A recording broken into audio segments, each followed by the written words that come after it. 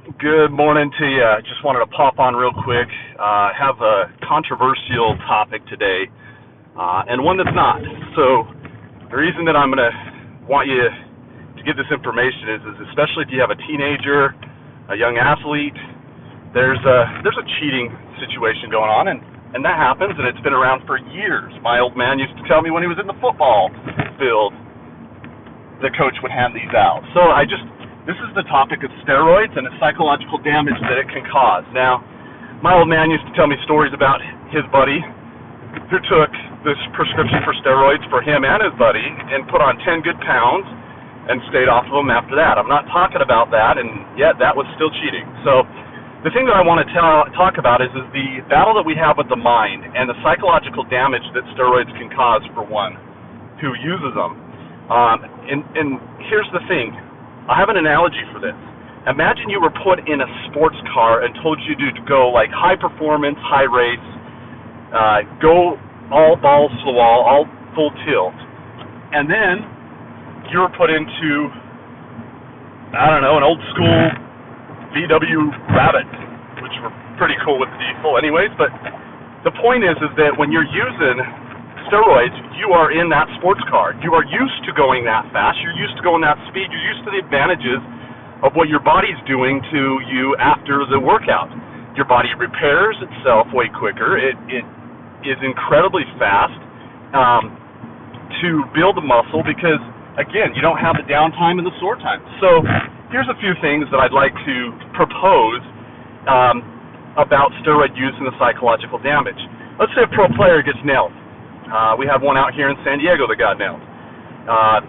Couple, actually. And then they're not allowed to use it. So they come into practice, they come into an all-pro season 1 year, and then they get nailed in the off-season or whatever else as they're kind of getting built back up after a tough season, and then they're not allowed to use that. And then they get on the field, and they feel naked and without pads, and they know they're going to get sore. There's a psychological breach that happens, and that is not healthy.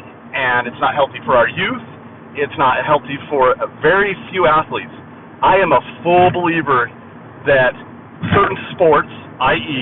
Arnold Schwarzenegger bodybuilders, have to use it to stay competitive. That's one sport that is using it on that purpose, and that's what they do, and they knowingly talk about it. It's the only sport that you can ever look up where you have Dorian Yates that will go over his dosing levels openly and publicly. Other than that, it is damaging to individuals. And notice, I'm not talking about the person that has low test that takes a prescription for that. I'm talking about the psychological damage provided to our youth and our players and our athletes. So today is all about that. Now, the other thing that I have to tell you is I'm a natural bodybuilder. I do not believe in using supplements that are illegal. I believe that I can bring my testosterone levels up, and I act accordingly based on those beliefs. I have a high level of testosterone when I do my tests because I do the dietary things and the activities that it takes. And it doesn't take much time because I've built that up over the years, and I don't deplete it. When you use testosterone enhancers or you use steroids, your body is not doing what it's naturally supposed to do and secreting these hormones into the system.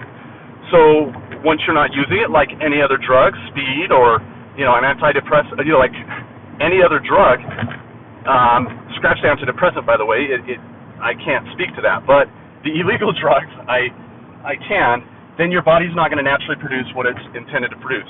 Our minds are very powerful, but we got to take them over. So the last thing with this is I believe that it takes more time, it takes more discipline, and I think that's what's lacking right now in the world anyways, and so I take it on myself to be an example for that. My lats today were popping, and last year the same time, they were weak. I couldn't even see them when I did my double bicep flex, and yet today, if you look on my Instagram, at mastering.longevity, and on my Facebook, you'll see that my lats are popping, and that took a while. It's a good thing I didn't lie to myself and say that was genetically not possible. So that's the thing today. It's a quick video on the psychology. We don't let our minds lie to us because if they do, then they'll be disempowering. And if you use steroids, you'll come back to a lot of lies saying that you're not capable of doing this on your own. With that, take care, take charge.